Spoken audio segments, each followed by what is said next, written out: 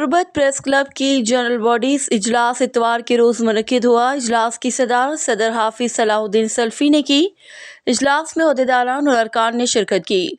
इजलास में deputy commissioner KH Ismail Ibrahim की तरफ से सहाफ़ियों के लिए तरबियती वर्कशॉप और टूर के लिए माली मुआवनत पर उनका शुक्रिया अदा किया गया और वर्कशॉप और टूर पर जाने के लिए प्रोग्राम को हतमी शक्ल दी गई।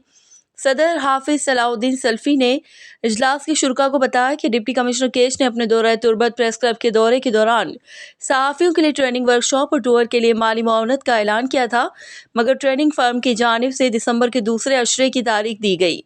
ताहम कुछ नागुज़ीर वजूहात की वजह से दूसरे अशरे के बजाय आज अशरे में वर्कशॉप कराची में मुनक्किद करने पर इत्तेफाक किया गया। 20 दिसंबर के बाद तुर्बत से कराची रवानगी होगी और जहां से 2 रोज़ा वर्कशॉप ख़त्म होने के बाद टूर के लिए कराची से इस्लामाबाद रवानगी होगी।